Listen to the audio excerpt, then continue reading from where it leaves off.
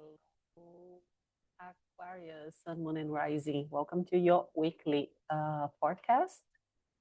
This is for Aquarius, Sun, Moon, and Rising. And my name is Raisa Lima. I'm an astrologer in Western Tropical Zodiac. And I use the whole house sign system. And this is the forecast for the 5th of April. So today, sorry, I'm a bit late. I was supposed to upload those videos yesterday, but I didn't have time to record everything. And uh, put this on silent. Sorry, guys, my mess. Oops, I don't know what I'm doing. Anyway, until the 11th. So I recommend that you start watching your rising first, then your sun and your moon. Why? Because when I use the whole house sign system, I'm going to share my screen. You're going to see I put Aquarius at Z degree in the ascendant, in the rising. So the houses will make more sense with your chart. And if you're watching for your rising. Anyway, let's dive in. I'm sorry, I'm very tired. I haven't stopped. Let me share my screen.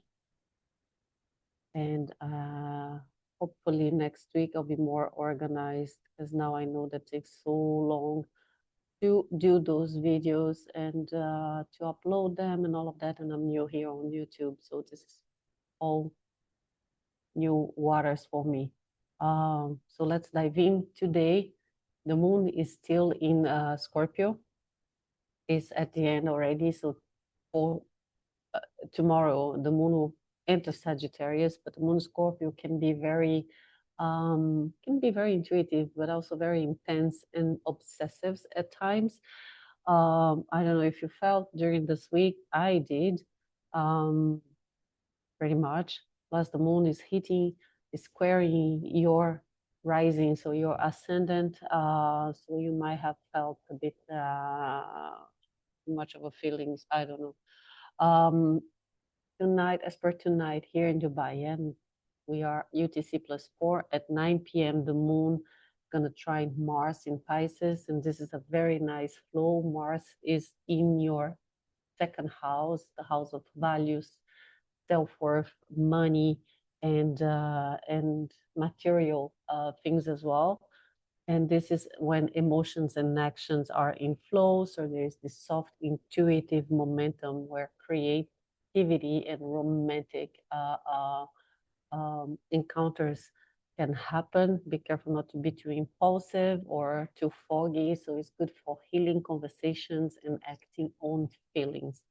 Um, as we move to tomorrow, on the 6th, Monday, the moon is already entered Sagittarius. So the moon will be in Sagittarius until Wednesday. And that's freedom seeking, very honest, a little bit restless in your emotions. The moon entering Sagittarius will make lots of alignments, few alignments to Juno, to Pluto, and then sextiling Juno and Pluto, and then trining this stellium in Aries, yeah, Neptune, Saturn, and the Sun.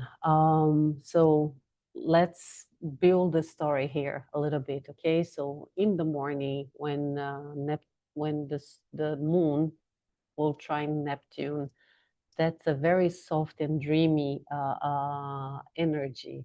It's really good for meditations, for yoga practices, breath work, any kind of therapy and healing. It's water as well, so go swimming maybe, take a nice bath in the morning. Then as the moon moves forward, is gonna sextile Pluto, so that brings some emotional clarity as well and some subtle power moves regarding your own self. Yeah, it's about you. You might feel emotionally empowered or in control, and that's pretty good. And then in the afternoon, she's going to trine Saturn, and that brings some emotional stability and some calm and control decisions on your third house. So that could be related to your neighborhood, to your siblings, to communication, to the way you think, you write, to speak, and even social media. In the evening, the moon will square the nodes of faith, and the nodes are the south node is in your eighth house, the north node is on your second house. So there is the little pull and push energy, and the moon's gonna bring some emotion regarding the the so it's a pull between the past and the future. Um, there might be some karmic encounters here, but it's very internal. And for you, second and eighth house, it could be related to self-worth or to values or to money even. Yeah, money and shared money or shared resources. Um, how much do you give? How much do you take? And so on. On this day as well, so there is an energy that's been going on already, which is the sun squaring Jupiter. It's going to be in its perfection. So it's going to be strongest on the 6th. And here I can show the sun squaring Jupiter at 16 degrees.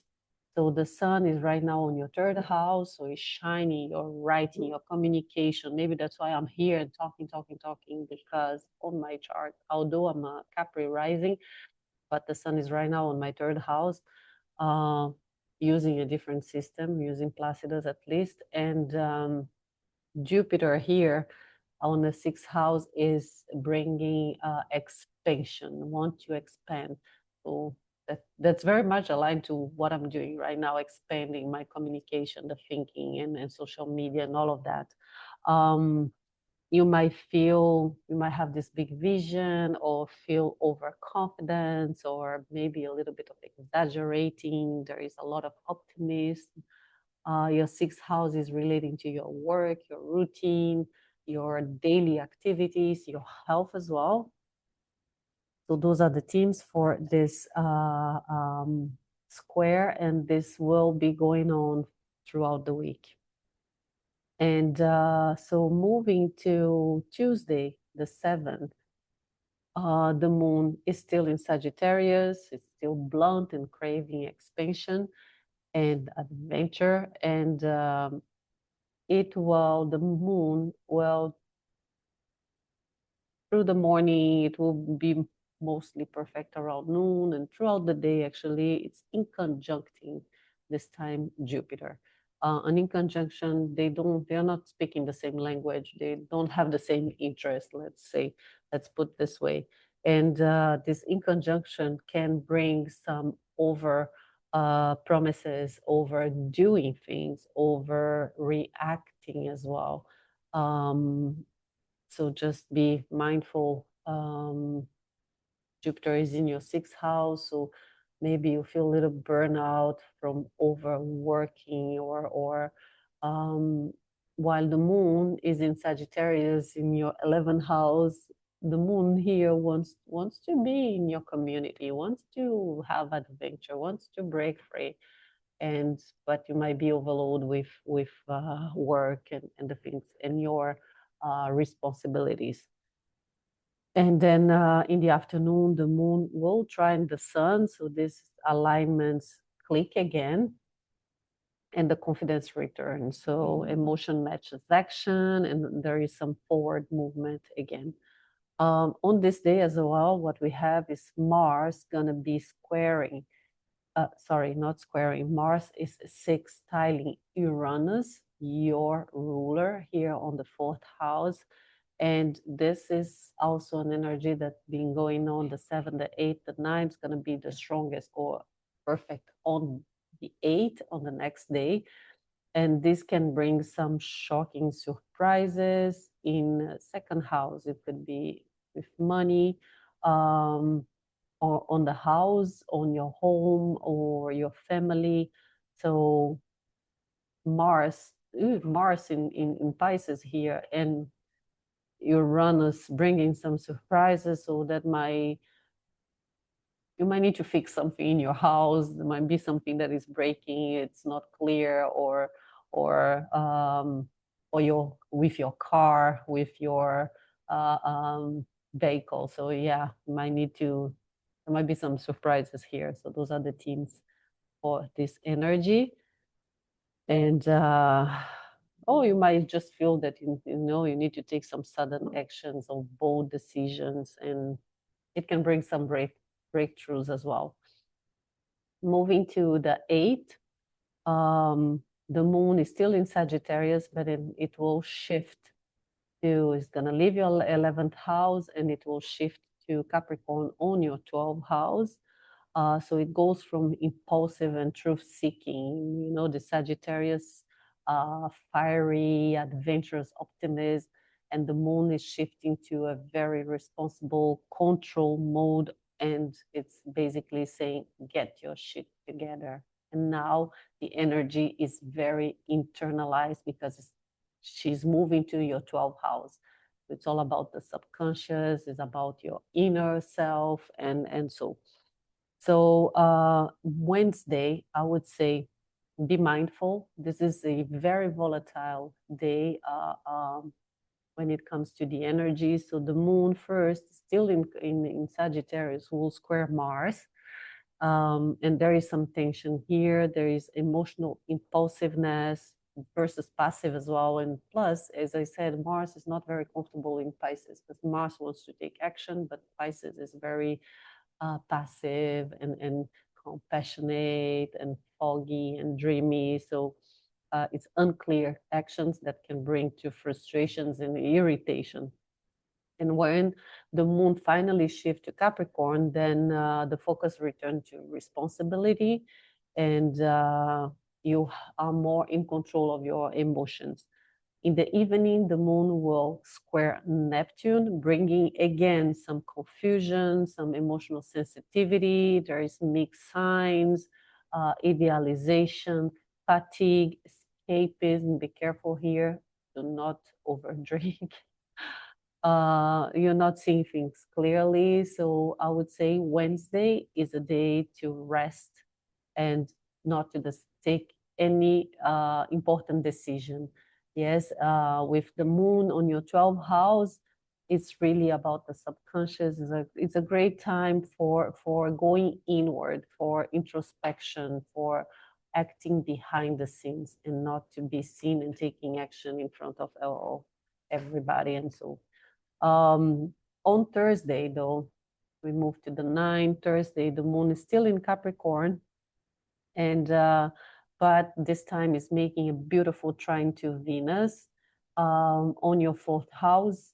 Venus is in Taurus, in her home, in her domicile, and the 4th house is home, is family, is your roots, is your psyche as well. So the moon there might bring a beautiful and calm, elegant exhale, very grounded, very focused, emotionally contained as well.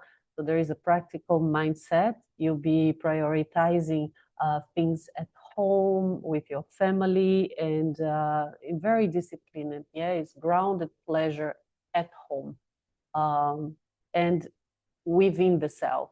It's also very internal. As we move to Friday, I'm reading my notes here, sorry. And move to Friday with the moon still in Capricorn. She's still the CEO in her CEO mode here. And in the morning, she's gonna square the sun. So we start with a little inner tension, kicking off the day. There is emotions versus ego clash here, and some that might bring some authority issues as well. There is pressure and irritation. The sun is in your 3rd house. That could be with your siblings, with your relatives, with your neighbors, or people that are around you. Not direct, but maybe indirectly. But yeah, same neighborhood, same city, and so. Also with communication, with writing, thinking. So those are the themes for the 3rd house. And then later on, the moon will sextile Mercury, and then Mercury is the planet of communication, and Mercury is in your second house right now.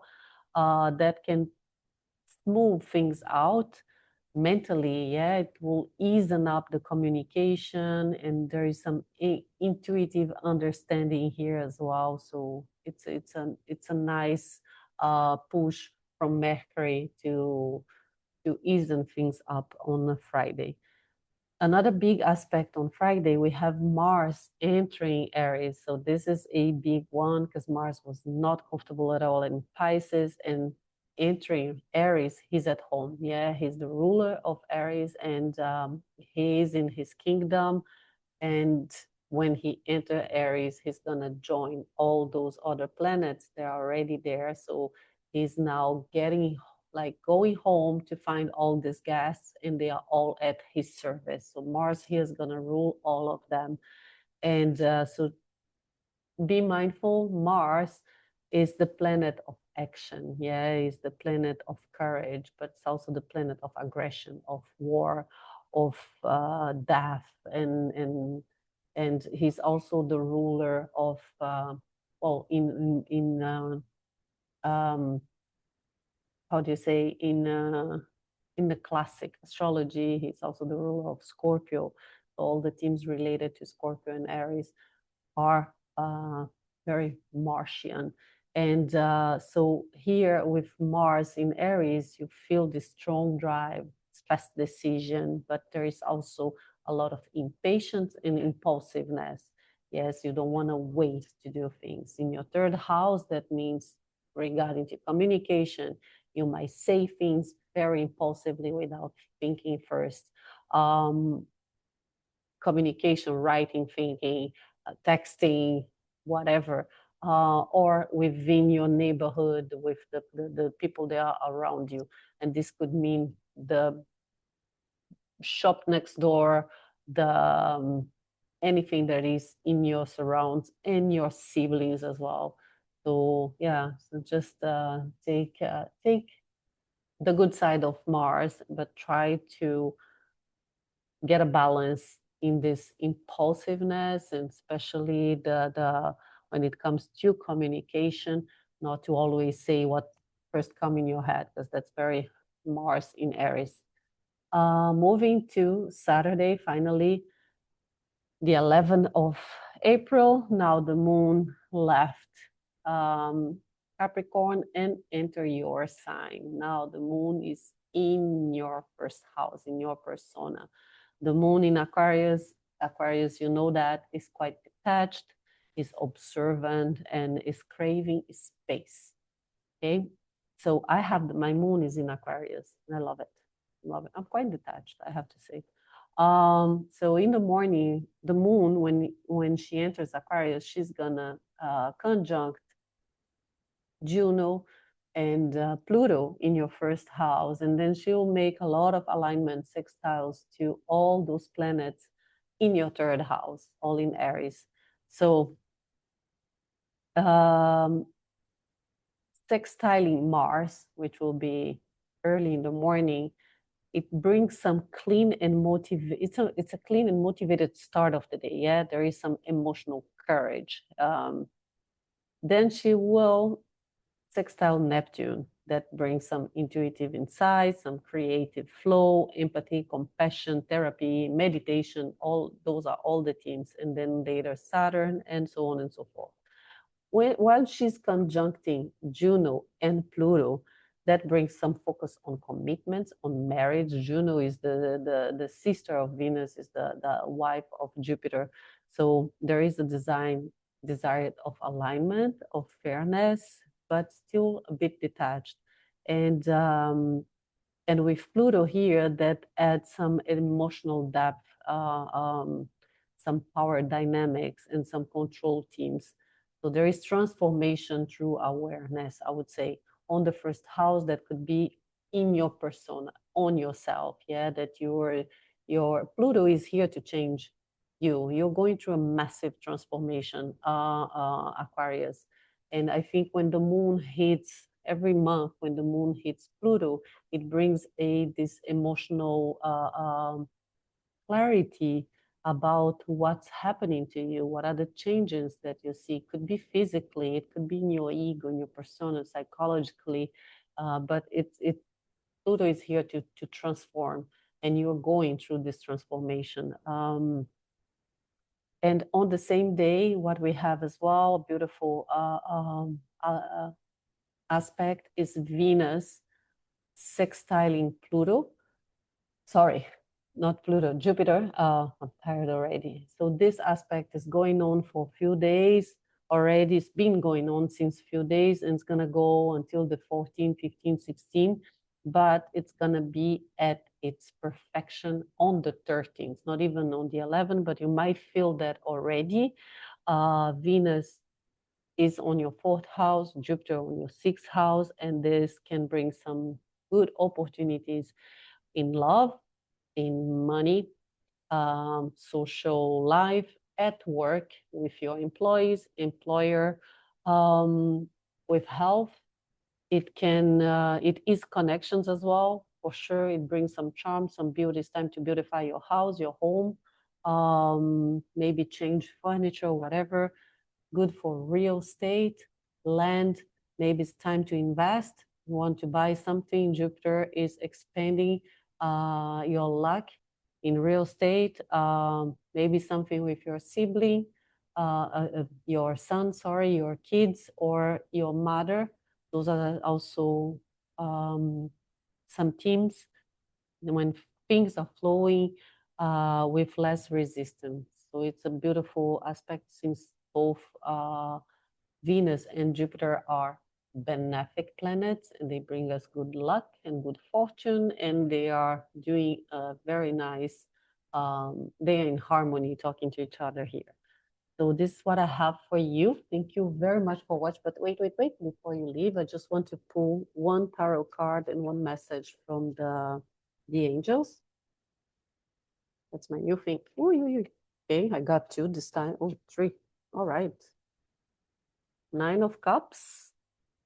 That's beautiful. The Empress and the Devil. Okay.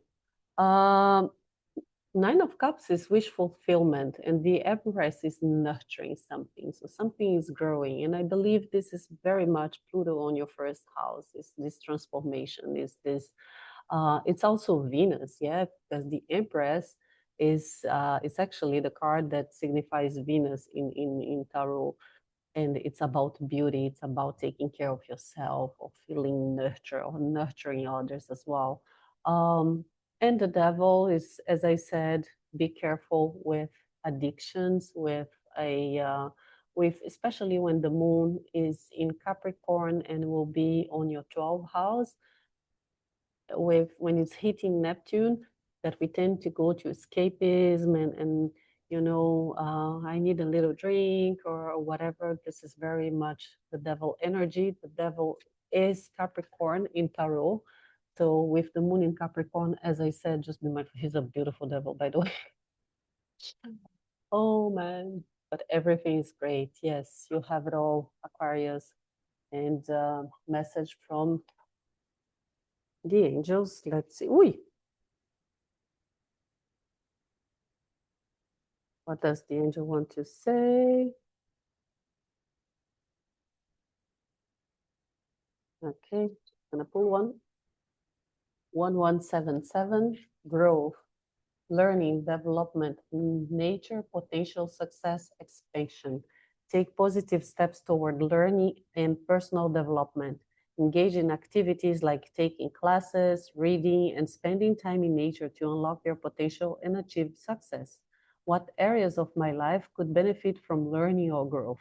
How can I incorporate new experiences and knowledge into my daily routine? Enroll in a course or workshop that interests you. Read a book on a topic you're passionate about, or spend time in nature to reconnect with your inner self and stimulate personal growth. 1177, if you see those numbers, this number, maybe some sign from your spirit guides. So thank you so much. Once again, if you like this type of content. Please don't forget to tap the like button, share, subscribe, whatever. Send some comments, send some message. I'm new here. This is new for me, and but I'll be coming weekly. Hopefully, from next week I will upload all the videos on Friday evening so that you can have for the week ahead. Thank you so much for watching, and I'll see you next week. And now I need to stop my recording.